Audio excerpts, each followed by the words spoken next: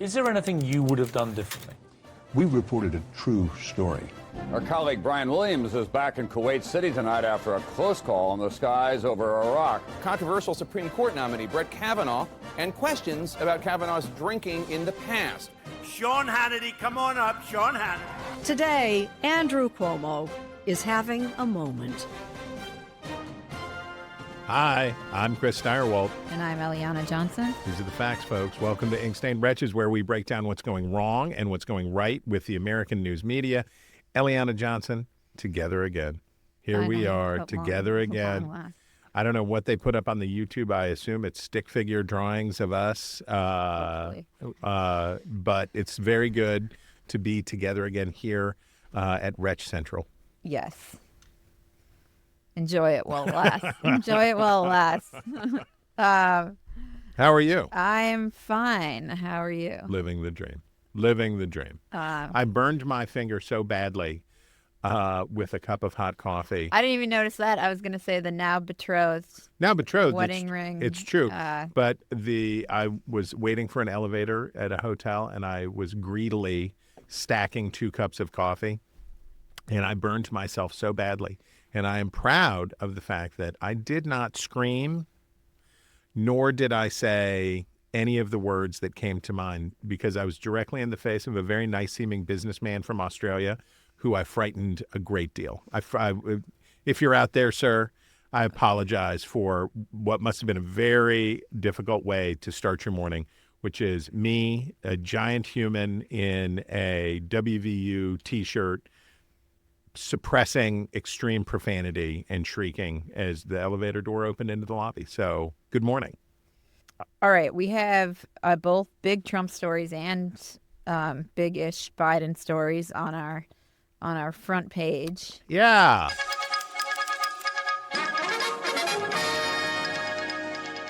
But let's start with Trump, who is hopping all over the Middle East. It's wild. This week. And we should start with the media part of it, which is that the wire services were all not of the wire included. services. Yeah, so that means Bloomberg, the AP, and Reuters were not included on this trip. I'm getting the feeling it may not be about the Gulf of America after all. It may not really be about the Gulf of America. So Trump has left them behind. And they're not on Air Force One, not on this trip. And I assume they're on the trip, but they're not on Air Force One. They're not on Air Force for the first One, time. Meaning they do not have proximity to the president.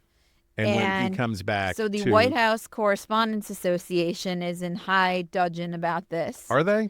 And, well, they've issued a statement. So many scathing statements. The White House I would say they are in high dudgeon. It's just that they're irrelevant. So they seem to be choosing to be irrelevant. And if you complain about it and don't do anything about it, then your dudgeon starts to look performative. Well, what could they do? Boycott. That would but they don't actually have the the association doesn't have the power to get its members to boycott. They could not execute that. The way that the White House Correspondents Association was founded was by a boycott, and it is a collective action problem because it is not in the New York Times. The New York Times, the Washington Post, the Wall Street Journal, the NBC, CBS, ABC, the big dogs, right, could say, well, then we're pulling the plug. If you're not going to play by the rules that have been in place for 100 years or whatever, then we're not going to do our part, which is to keep showing up and covering you. They won't do it. And I'm not actually sure that would have an impact. I think it might, but I'm not. It would have more. It would have more of an impact than another strongly worded letter from an MSNBC weekend host saying this is bad. No, this is really bad. And each time that the White House does something worse, you fire off another letter. No, this time. What's the name of the guy? Eugene Daniels. This time, Eugene Daniels is really upset. He's really, really, really, really upset. And you can watch him on Saturday on MSNBC as he'll tell you how upset he is. He's very upset. But nobody's doing anything. And the way that the Correspondents Association came to be was that Woodrow Wilson was trying to pick and choose who was allowed to attend his press conferences. And they said, if you don't let in the people that we say are legit journalists, then we're not coming. And Trump could TikTok I assume by the end of the second Trump presidency, there'll just be a live stream. There'll just be a constant live stream of Donald Trump on the commode, having dinner everywhere that he goes, and every utterance of his will be monetized by people who love and for audiences who both love and hate him. So it's not like they can suppress the message from getting out. But frankly, I am exhausted of the dudgeon that comes with nothing to back it up. And I agree that what the White House is doing is bad and wrong and all of that stuff. But quit sending out letters if you're not going to walk out. And I just don't think they're incapable of. I don't think their members will do it. Yeah, they won't. They will not do it. They will not give up on the sweet content. So they issue a statement saying leaving out the wires is a disservice to Americans, and this is what I wanted to actually talk to you about. Leaving out the wires is a disservice to Americans who need news about their president, especially on foreign trips where anything could happen and the consequences can impact the entire world. The White House Correspondents Association is disturbed by this new restriction on who can cover this White House and continued retaliation for independent editorial decisions, yada, yada. Now, do you think the coverage of this trip is actually impacted by the exclusion of the wire services? Like, is the flow of information about what the president's doing, what he's up to, actually restricted by this exclusion? You might disagree with it, but I have never been on one of these foreign trips, and I know you have. I have been. Okay, so my understanding, though, basically is that you're kept like penned veal, yes, and carried around, occasionally given a shrimp cocktail to quiet you down, and then you're given official releases and occasionally are brought into a room where a press conference will be held or where you will get to observe a public utterance. Is that right? Yes. Shrimp cocktails are delicious. Yes. And the idea that you do get to see and ask questions of some consequential moments, right, of leaders meeting for the first time, for sure, shaking of hands, but it is formalities, not major substance, unless they decide to pick a fight with Zelensky on camera, and in which case you're seeing history unfold. There may come a point with this administration where there are no aspirationally fair journalists present when they do things, right? I could see a time where the pool spray or who's going on the trip is Marjorie Taylor Greene's boyfriend and, Jesse Waters or whatever, the only MAGA press going along with Trump. And that obviously has huge implications, because if there's no one there to say, that's actually not what happened, the guy actually threw a shoe at you. Sometimes things do happen on these trips.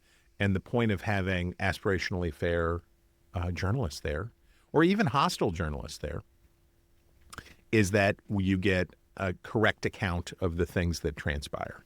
And I could see a future with this White House where they're like, you know what, we've decided we don't need anybody who isn't getting Gulf of America tattooed across their chest being with us.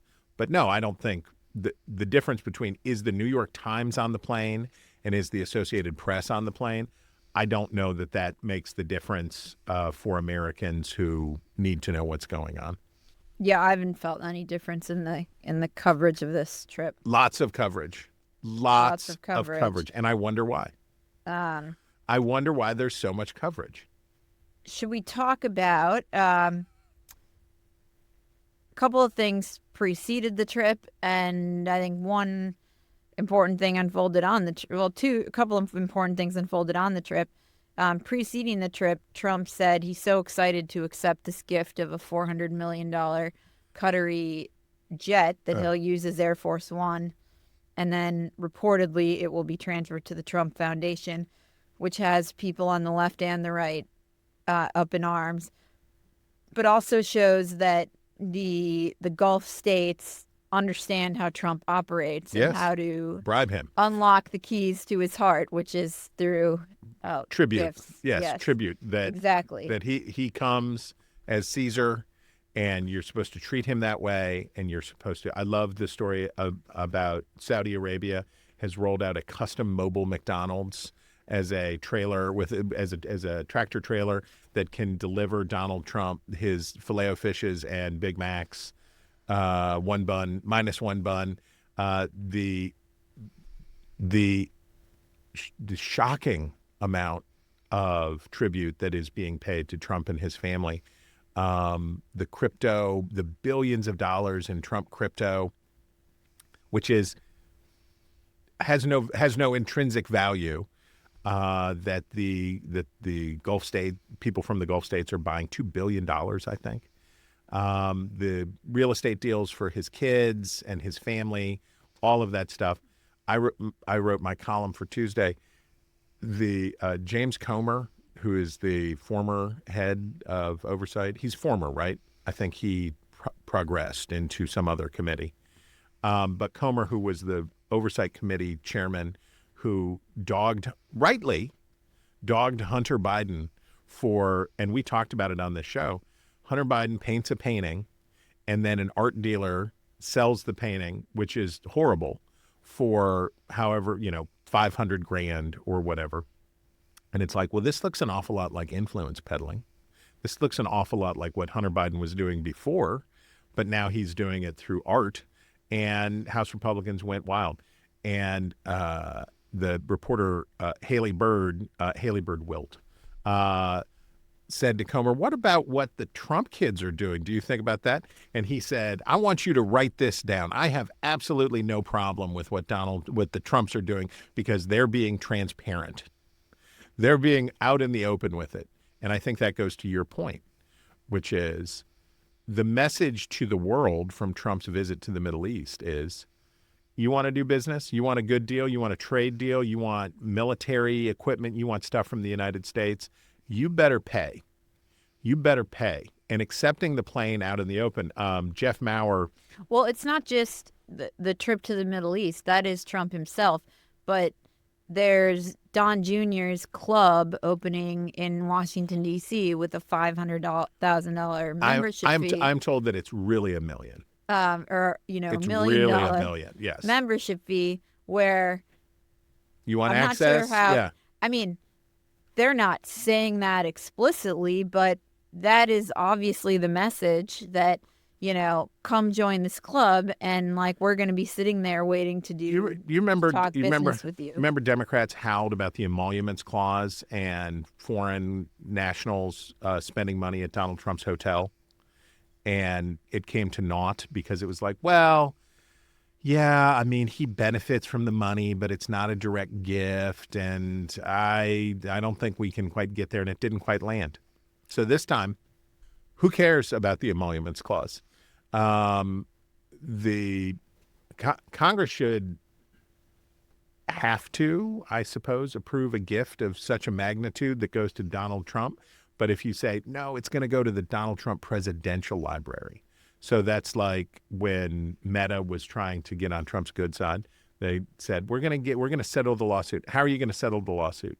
We're going to give it to Donald Trump's Presidential Library, which is, by the way, another political... Give a donation to. Yeah, another innovation of the Clintons, which is these foundations and these libraries can be really nice slush funds, right? You can have people dump money in there, and then you can fly around on private planes. You can pay salaries to your family members and friends. You can do all of this stuff. And the message to... I assume that when Trump goes to Japan, he will be greeted as the emperor. I assume that when he goes to Japan, they will just put bricks of gold at his feet and say it's the price of doing business and it's worth it. The other important event that occurred, I think, was Trump's speech in Saudi Arabia that didn't get a ton of coverage, actually, I think. This is about Iran? It was about American foreign policy, where he declared the end of the neocon era and said, we're not going to lecture you about how to live. And I think most famously, or probably most memorably, he said, you guys have really great towers, and the nation builders didn't build these, the nation builders in America. You all built these, and, you people over here can do these wonderful, great things yourselves. And he said, America will no longer be, quote, giving you lectures on how to live. And in the end, the so-called nation builders wrecked far more nations than they built. And he calls them the interventionalists. The interventionalists. The interventionalists were intervening in complex societies that they did not even understand, and told, his message was, do what you want. Do what you want to do. Do what you want. I mean, the curious thing about this, I think, is that even within the Republican Party, there are not a ton of people still staunchly defending the Iraq War or saying, we should really go to the Middle East and plant our flag and try to build schools. And the forward strategy of freedom is no longer operant. But he is saying, unless I think he is reflecting the views of the country and the American people. I don't more or less. I think it's true that Americans dislike engagement overseas. I also think it's also true that the Americans find the Saudis and the other petrostates of the Middle East very distasteful. Totally. And I think his message was unless your interests undercut our interests, right, we're going to leave you alone. Yeah, it's a nationalistic foreign policy in which you say, do you remember when he was asked about Vladimir Putin killing people? Oh, and he said, on the O'Reilly factor. Yeah, and he said, oh, and we're so innocent? We don't kill people? You're like, what? We're different, right? We try not to. And I think what you're hearing from Trump, and I wonder what you think. I see what Trump has done with Israel, or is doing with Israel, is saying, we will never complain about anything that you do fighting Hamas. I don't care, and that was what he hinted at when he said it. He said it would be the Riviera. What did he say it would be? The Riviera of the Middle East.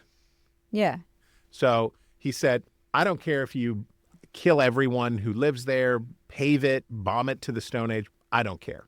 We're not going to say anything about it. You're not going to have to hear from the United States what you heard from Joe Biden, which is a lot of quibbling and complaining and moral equivocation and all of that stuff. We don't care what you do. That's good and helpful for Israel. Then Trump says, also, we're going to recognize Syria. And we're going to restore diplomatic relations with Syria, which I assume Israel says, wait, what? And then he says, and we're going to have a nuke deal with Iran. And I assume Israel says, were you going to check with us first? And what it seems like the overall motif is, we don't care what you do, but we're going to do whatever we want. We're all going it alone here. We're going to do the things that we think are good for us. You're going to do the things that you think are good for you. And if we have to kill you later, we'll kill you later, but it's a free-for-all. I do think that's basically the upshot. At the same time, I think that this rift between Trump and Bibi has been oversold. And that there's not all that much daylight between them, except with respect to this hostage who was extracted. Oh, Witkoff, the direct negotiation with Hamas. That is the other important event that transpired on this trip. And why was it important? Obviously, it's great. This hostage, who's an American citizen, gets out.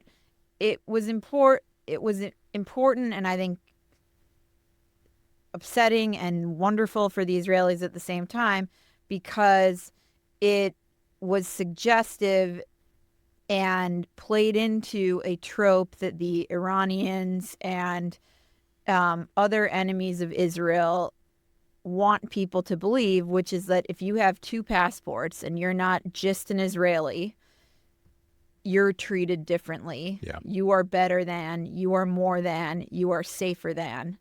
And that's what Witkoff and the Trump administration played into by saying, well, he's American and we're going to negotiate directly for him and just him and get him out. And that is, that puts I think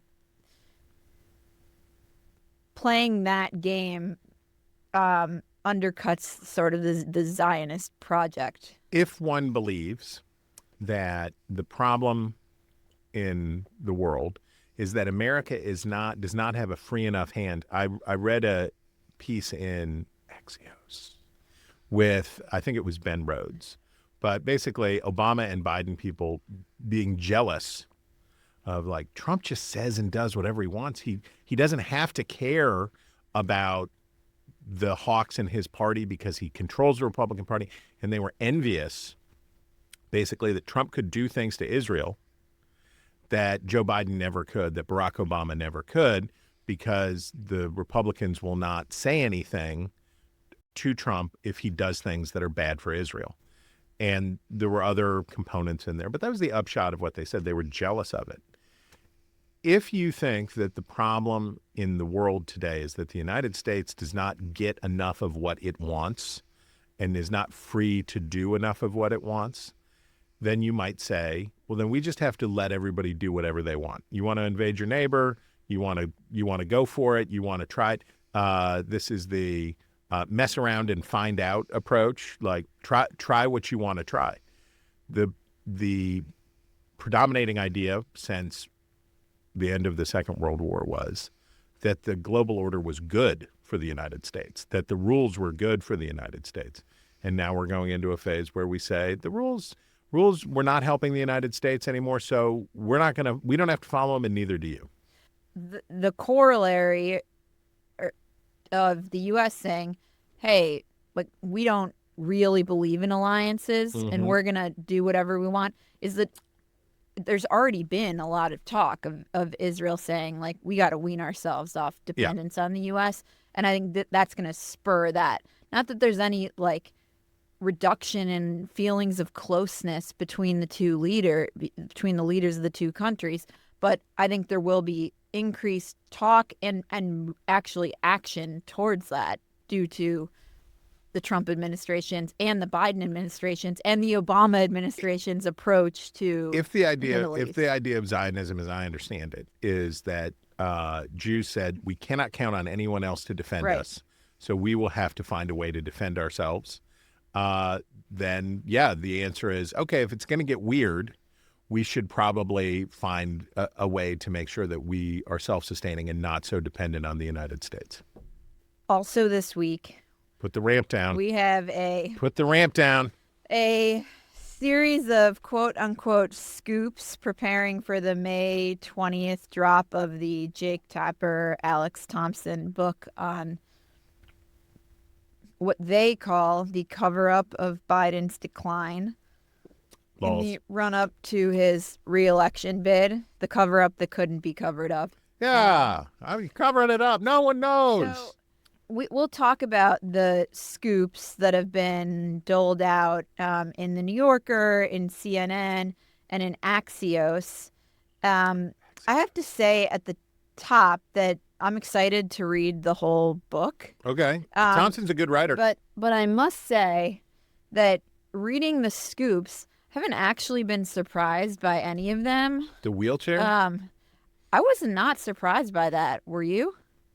I'm not surprised. Like, obviously, if the guy took another fall, he's 81 years old. Like, I am not. All right. Well, let's tell, for anyone who missed it, the first big scoop in Axios was that Biden aides discussed, like, the technicalities were that if he took another fall, like the one he took on stage when he tripped over sandbags, Biden's physical that he would have to deterioration. use a wheelchair afterwards, which seems so obvious to me. Biden's physical deterioration, most apparent in his holding walk, had become so severe that there were internal discussions about putting the president in a wheelchair, but they couldn't do so until after the election. Tapper and Thompson. Like, write. suck it up, man. You're gonna have No to keep wheelchair walking. for you. However, the physician Kevin O'Connor privately warned Biden was one fall away from needing one. Tapper and Thompson write, given Biden's age, O'Connor privately said if he had another bad fall, a wheelchair might be necessary for what could be a difficult recovery. They write. So I'm not surprised that someone said we're going to have to put the old man in a wheelchair at some point.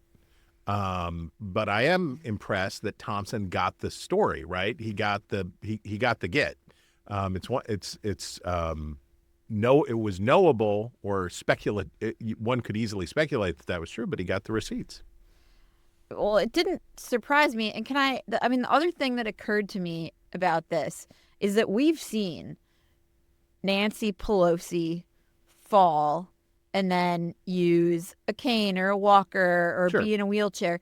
And nobody thinks anything of it because, yeah, she's old, but she's all there. Right? And the reason that they thought this would be a big deal is that the perception of Biden was that he's a senile geezer.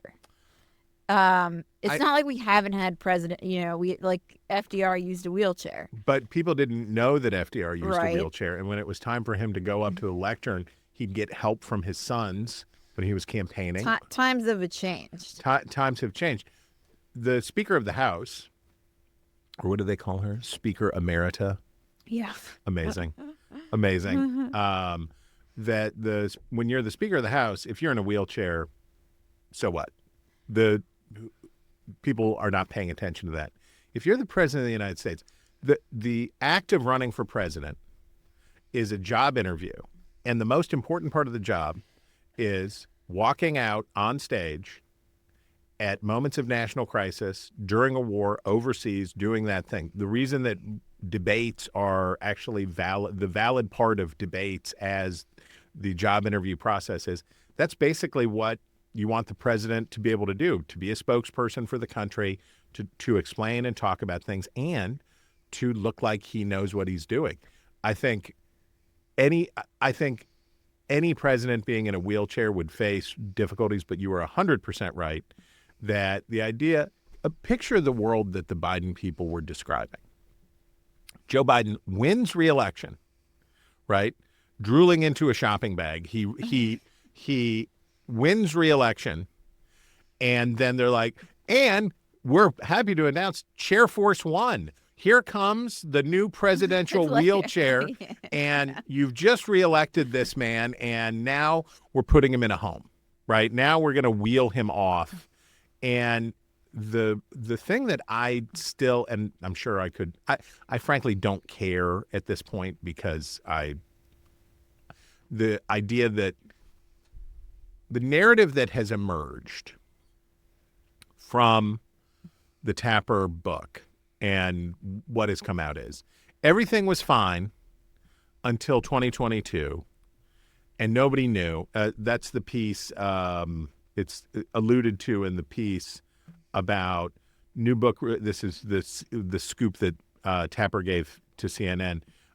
New book reveals how Biden's inner circle kept cabinet from him in final 2 years of presidency. And let's just read a little bit from it. They say, access dropped off considerably in 2024, and I didn't interact with him as much, said one cabinet secretary, who explained that instead of briefing Biden, the secretary would brief other senior White House aides, who then briefed the president.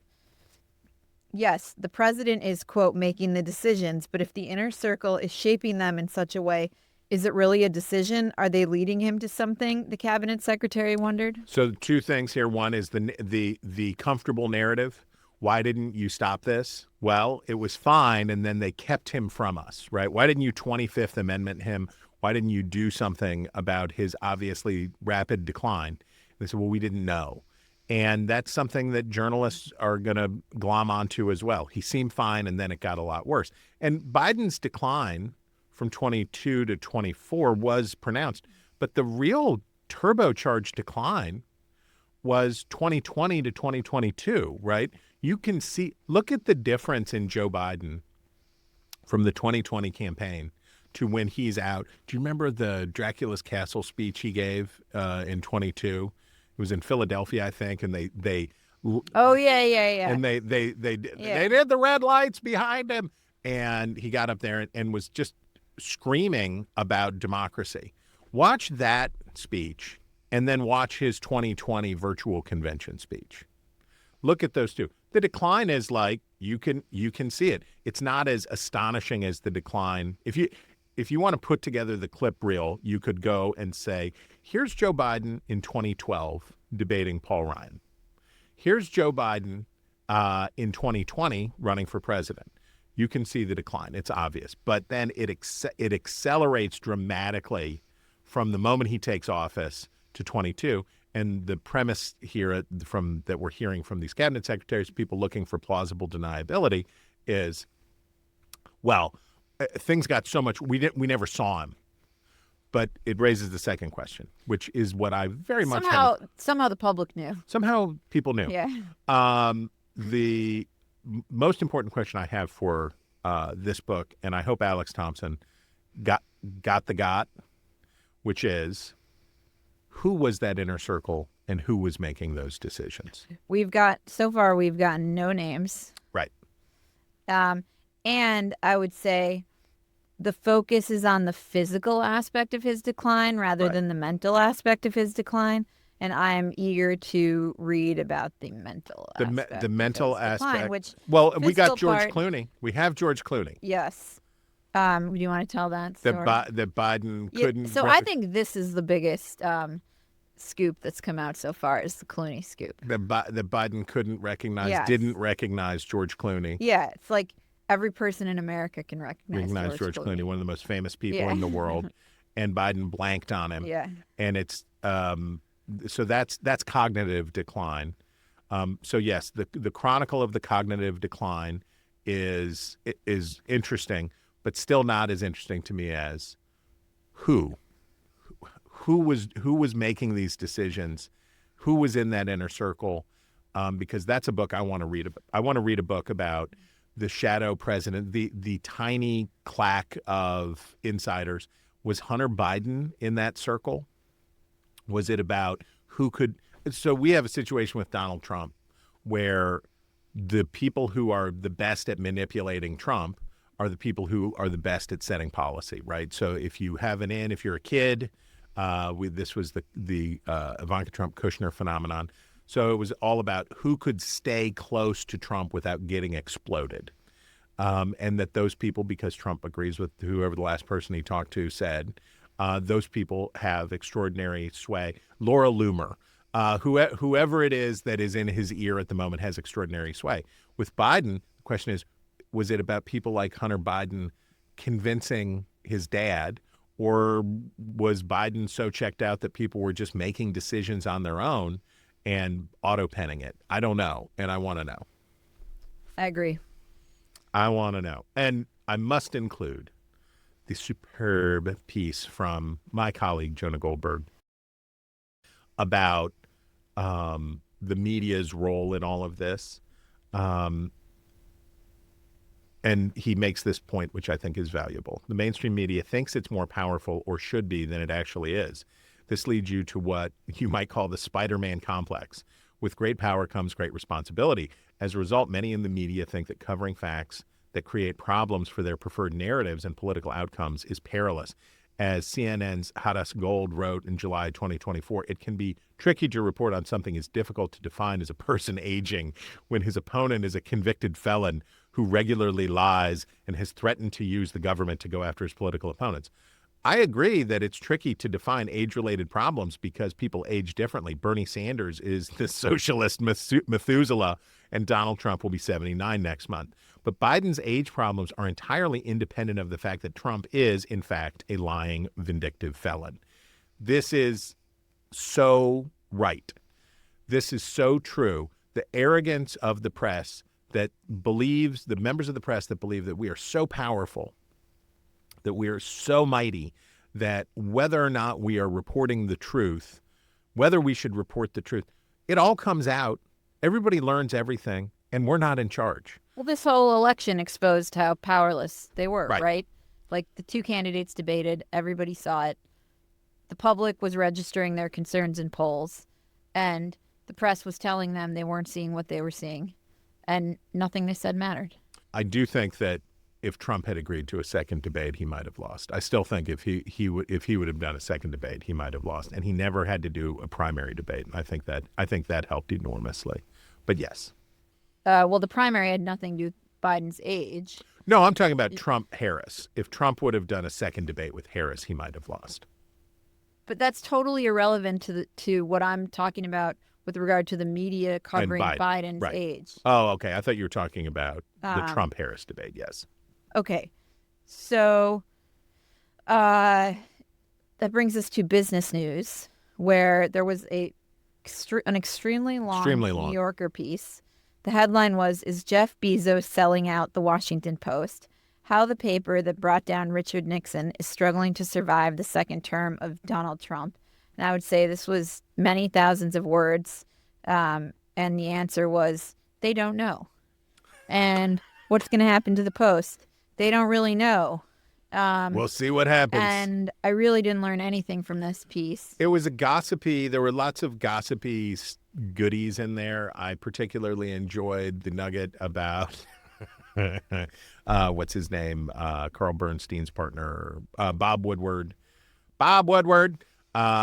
Confronting Bill Murray at a Kennedy Center event, which I assume the Kennedy Center events will now just be for Lee Greenwood, but that he goes to confront Bill Murray. Did you see what Bill Murray said about Woodward and Bernstein? No.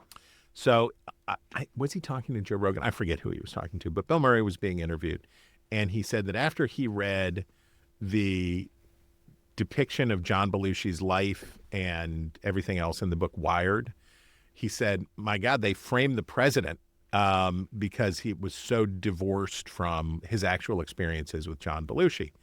And Bill Murray came to this event that I forget exactly what it was, but it was at the Kennedy Center. Colin knows. He did say that in the Rogan. Okay. So Murray's at this event. Now, I guess this explains the extraordinary success of Bob Woodward. He walks right up to Bill Murray and is going to have it out with him at the Kennedy Center and express his outrage. And Bill Murray does what you would hope Bill Murray would do, which is he walked away. He didn't argue with him. He didn't say, here's where you got it wrong. Bill Murray pieced him out, and I thought that was it. That was a good little tidbit.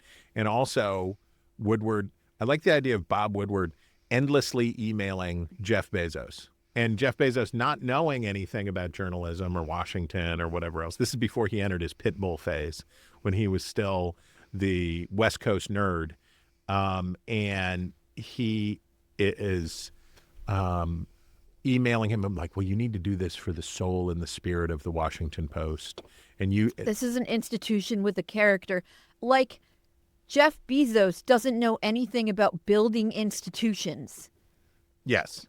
And also building organizations. And also, I don't know whether Jeff Bezos would buy the Post if he had it to do over again. I'm sure he would have run it differently.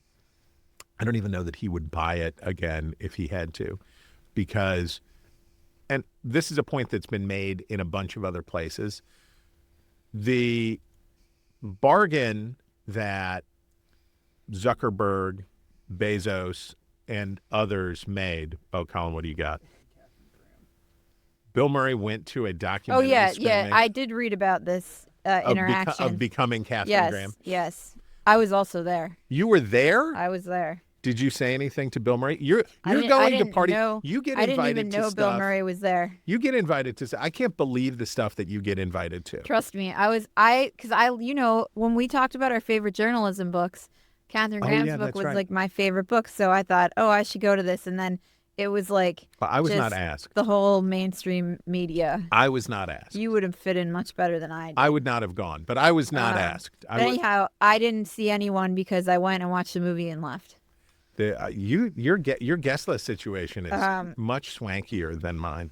We've been living two separate lives, Eliana. The bargain that Bezos and Zuckerberg and Musk, to a certain degree, and others made with Democrats was, we will pay you, we will give you money, we will give you support, we will align ourselves with you. And then Biden gets in and unleashes Lena Khan and other regulatory agencies to go after these companies. And when you appoint the woman who reinvented the idea of the FTC and monopoly as your FTC commissioner or chairwoman, and then she says, yeah, big is bad. We're coming after these companies. We're taking them down. If you thought that you were, here's the thing about political corruption. If you're bought, you should stay bought, right? The idea for the people who are paying all this tribute to Donald Trump is that they hope he'll stay bought, right? If you give his meme coin $2 billion, if you buy $2 billion worth of his meme coin, you hope that it lasts. And I think the tech people who paid all that tribute to the Democrats, both in real money and in their own personal support, that those folks feel like they got totally screwed over and that they didn't get what they expected for their help and participation. And so they are, much like what's going on in the Middle East right now, the message from Trump is, do what you want to do. We're not gonna pay attention. Now we'll get to see if they will follow through on that on the domestic side. They're certainly following through for Elon Musk. He's getting a lot of breaks.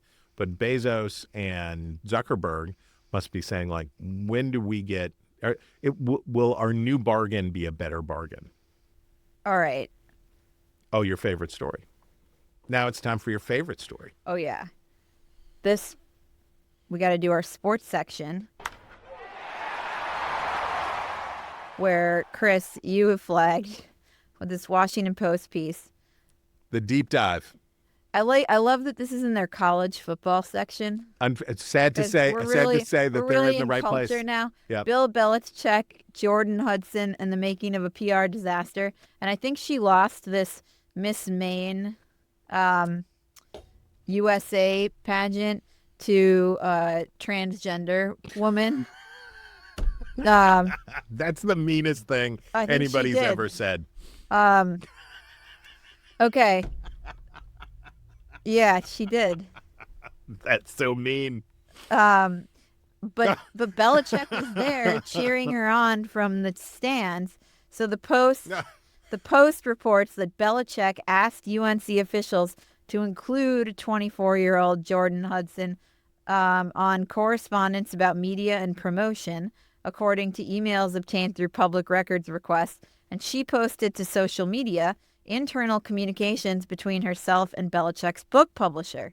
Public records name her as the manager of several companies with apparent ties to Belichick, including All BB Team LLC, Coach Show LLC, and Chapel Bill LLC. Oh man, so he's a kept man. Life in that spotlight. She had recently written her former cheerleading team had led to a, quote, slow exterior erasure of my strong individual identity. Oh, yeah. Amazing. Meanwhile, she's running the show over there. She's running. It's just not sustainable. This is just not. So good. This is just not sustainable. But I knew that I had to share with you the deep dive that answers all your questions about how this. She's cute. She looks like she would burn your car. What do you mean? She's cute. I mean, okay, I get, but like on the hot crazy matrix, she's definitely hot. You'd have to be a lot hotter than that in order to compensate for what would be car burning. Well, what's happening to Bill Belichick, right? You'd need a lot He's more. Gonna be fine. Is he? She's cute. Is he going to be fine? Yeah, he'll be fine. Well, here I guess the other lesson of all that we're talking about today is if you can just jettison dignity and She responsible. seems fun. If you, Seems she like seems fun. really fun to have a bottle of wine with. If you can just jettison dignity and responsibility, then life gets a lot easier. So that's the thing. It just gets a lot easier if you don't care. It's such a fun piece about. I love her talking about her erasure when she's running the Right. public She's so- relations operation for the most famous coach in America. And she was previously a fishing advocate, an advocate for Maine's fishing industry. That's why. Oh, that's her. Oh, so that's how she got a fame adjacent, was because her dad was. I think he was. Well, fame, man. What are you gonna do? But Okay. I'm glad we're keeping you up to date on this. Now, here's one you won't care about. I feel confident that you will not care about this. Well, the next one I definitely. Oh, I like Pete Rose. Okay. Major League Baseball is going to make it possible for Pete Rose and Shoeless Joe Jackson, among other banned individuals, to be eligible for the Hall of Fame. And as we have talked about before, the fact that Major League Baseball is in partnership with gambling now is actively engaged. So Shoeless Joe Jackson was banned because he never did anything about it, but took money from gambling interests to fix the World Series. He and the Chicago Black Sox, the eight of nine members, or eight of them took bribes to throw the World Series. Gambling.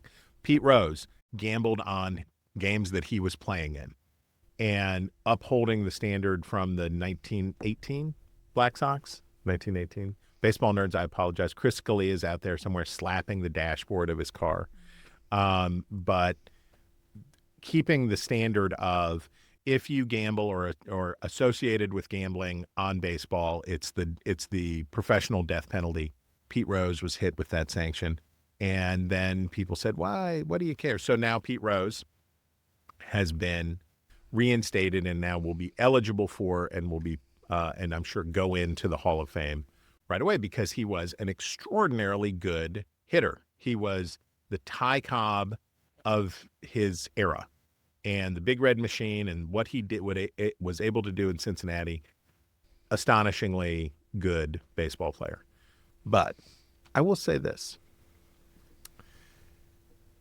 I'm sure Pete Rose would have just rather gone into the Hall of Fame while he was still alive and had that satisfaction. But I will say that Pete Rose was a more culturally relevant and important person because he was banned than if he had not ever been banned, right? If Pete Rose, who was great, so trying to think of so let's say Bob Gibson. How good at baseball was Bob Gibson? Bob Gibson was superhuman, supernaturally. Bob Gibson was every bit as good at baseball doing what he did as what Charlie Hustle Pete Rose did there. How often do people talk about Bob Gibson? Nobody's out there talking about Bob Gibson. The Pete Rose became an icon, this story, this American story of rise and fall, and he was polarizing and invited people to have all sorts of opinions about Pete Rose and all of those things. And again, I'm sure he would have just rather been allowed to go into the Hall of Fame. But for the last, 30 years of his life, Pete Rose was a culturally significant and important figure who, by the way, that probably did help him make money doing the things that somebody will have to tell me. Speaking of Chris Scalia, somebody will have to tell me whether Pete Rose would have made more money if he would have been allowed to hang around professional baseball as a coach and working in a front office job until he eventually got fired from the front office job for running his mouth and arguing with people, because it was his nature to do that. If he would have made more money if he never would have been banned, or if he made more money being famous for being a guy who got kicked out. I don't know, but it's it's Pete Rose. The media story of Pete Rose is a fascinating one to me. All right, Chris.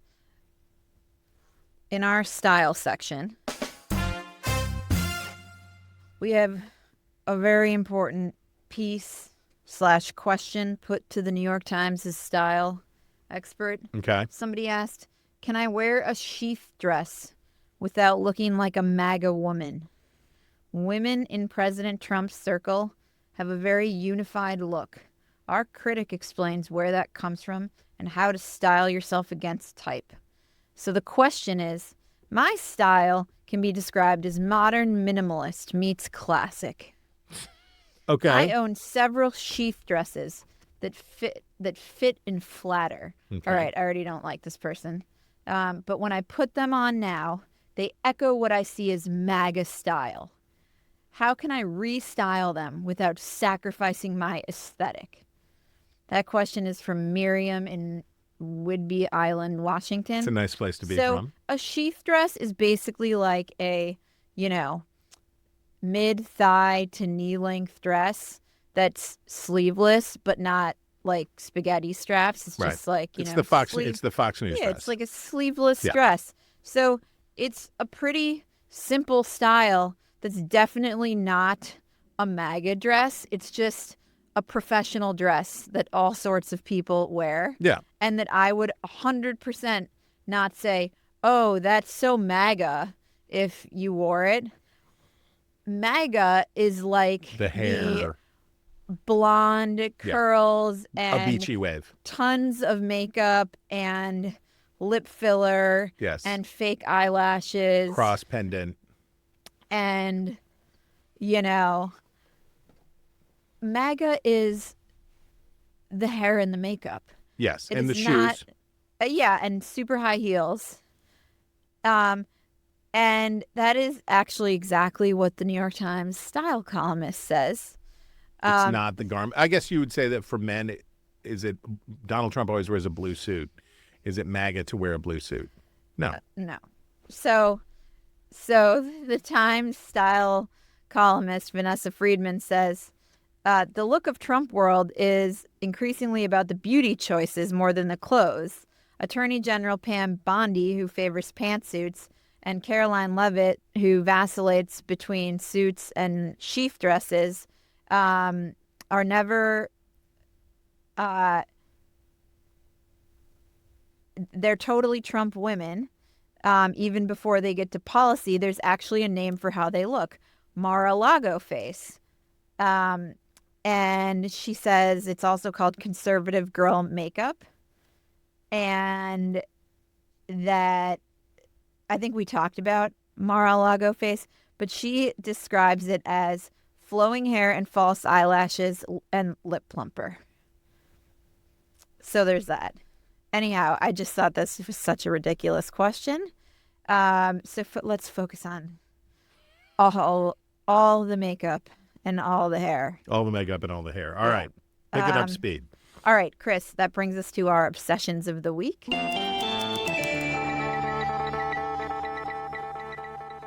Where we break down the stories that we can't get out of our heads. And mine was this long, excellent piece in the Free Press, and this relates directly to the president's trip abroad, How Qatar Bought America, by Franny Block and Jay Solomon. And they do a comprehensive deep dive into the various ways that Qatari money has infiltrated the American system, be it through donations to American universities, donations to American think tanks, lobbying money that they're spending, donating a plane to the American president. And they conclude the real estate investments. So they conclude the influence built by Qatar in the U.S. has no modern parallel, the Free Press found, whether compared with large American companies seeking to influence antitrust policy. So what I liked was that we hear about influence all the time, like, Meta and Amazon and tech companies and the Jewish lobby, the Israel lobby. So they say it has no modern parallel. whether compared with large American companies seeking to influence antitrust policy, energy firms trying to win new drilling rights, or other foreign governments aiming to shape U.S. policy or shield themselves from it. For comparison, Qatar spent 3 times more in the U.S. than Israel did on lobbyists, public relations advisors, and other foreign agents in 2021, and nearly 2/3 as much as China did, according to the government's latest reports. In President Trump and his friends and family, Qatar seems to have found a political leader and business partner who is unconcerned about keeping private and public interests separate. So I highly recommend this piece if you want to understand something that is wholly relevant to the political dynamics shaping the country right now, but not talked about a whole lot, precisely because so many people get this money. It was a really good piece. It's great. It was a really good piece. It was excellent, and it was a great lesson in how to, when Pam Bondi, who worked for the firm that Mercury Public Affairs. so Pam Bondi's firm gets all this money, then she becomes AG, and Trump says, hey, former client of Qatar, can the Qataris give me this gift? Yes. Oh, okay, cool. Yuck. Oh, should I be obsessed now? And by the way, they start the piece ticking through the various Trump administration senior officials or cabinet members who have been either registered agents or non-registered agents, but paid agents of Qatar, starting with Pam Bondi, also Lee Zeldin, Kash Patel, et cetera, et cetera. And it's like half the cabinet. Yep. So it's a great piece. They pay tribute, right? Pay tribute. Okay. Great piece. Speaking of great pieces, this wonderful piece in the Dispatch from Claire Lehman about illiteracy.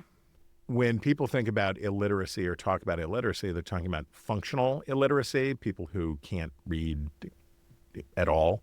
But the real problem of illiteracy is that people can't read at an advanced enough level to process complicated ideas. And I write about this in my second book at great length, and it's a big problem. And in this piece, she writes, it is important to distinguish the difference between a literate and post-literate world. For centuries, women died in childbirth at relatively steady rates. Only when doctors started sharing knowledge about obstetric techniques in medical journals did mortality rates start to decline. Sharing knowledge via the written word enhances the accuracy of the transmitted information, whereas oral reinterpretations lend themselves to inefficiency and error. When an audio-visual narrative culture, which lacks the precision and permanence of written documentation, combines with amateur methods, our collective ability to discern the truth simply deteriorates. The problem with armchair experts like Daryl Cooper and Dave Smith isn't what they claim, but how they reach those claims. Their conclusions may occasionally align with reality, but they arrive there without the rigor that ensures reliability. When someone forms theories about Churchill or Israel without consulting primary sources or visiting the region, they're charting territory blindly. Criticism, therefore, should focus on the process instead of the results. Their flawed methods inevitably produce unreliable findings, even when they occasionally stumble onto the correct conclusions by chance. This is such a good and important piece, and it goes with this report that I'm not a huge Teen Vogue reader, but was sent to me by an alert listener who news influencers are reaching young people and the media is trying to keep up. In 2024, a Pew Research study found that about 1 in 5 Americans, including 37% of adults under 30, said they regularly got their news from influencers. Woof, right? And what this piece in Teen Vogue, and I'm not surprised that Teen Vogue is wrestling with serious subjects because Teen Vogue is infamous for not being a teen fashion magazine. But they wrestled with it in a way that was smart and useful, which is not normally what I expect from Teen Vogue. And the idea of people who cannot have serious conversations or deal with, maybe let me put it to you this way. I can show you a picture of a person enjoying freedom, but I cannot show you a picture of freedom. I can show you a picture of a person being merciful, but I cannot show you a picture of mercy. Ideas. So Layman is 100% right about actual knowledge of things, about practices, that writing things down are really important from a practical standpoint. And she gets into this, ideas require reading. Ideas require language. We have to engage in it that way, or we won't engage with it at all. And the downside of having a country in which something like 60% of adults over 25 can't read at a 7th or 8th grade level is a real problem, because the words are the magic. All right, so with that in mind, let's move on. And I know this is your favorite part of the show, but let's move on. You're going to let me move on to reader mail. So we begin. Dear Chris, I hope you'll forgive me for introducing myself to a colleague electronically. Oh, but I'm a big fan of your podcast, and I found a piece for the Facile Files that I just cannot let slide.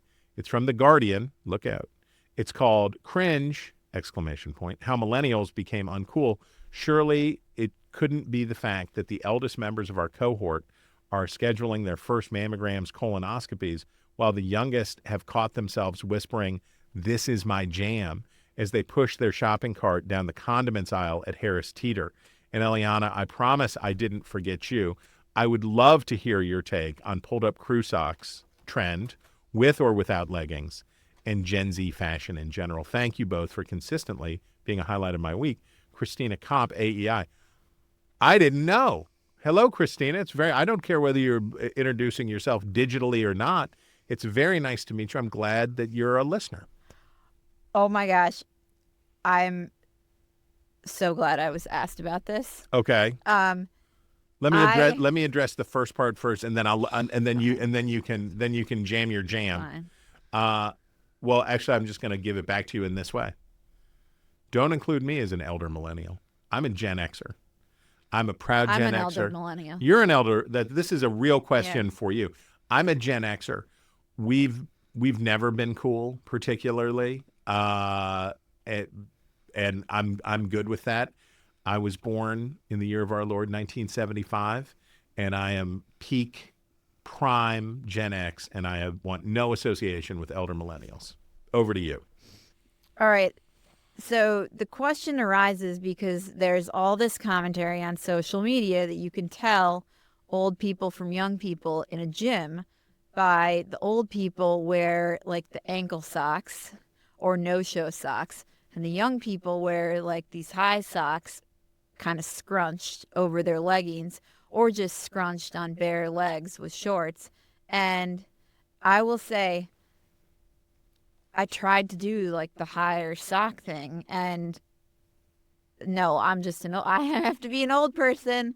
So, I think that these socks, it looks cute on the young people, and I'm all for it on the young people. But for me, like, I had to just be my age and do the ankle socks. Own it.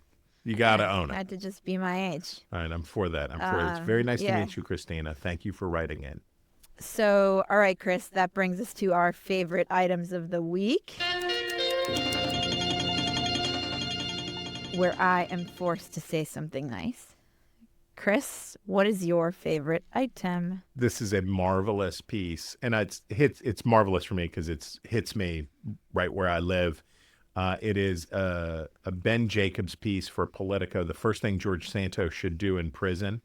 And the headline does not, I understand why they put the headline they put on it, but the headline does not do service to what it really is. It is an interview with Bob Ney.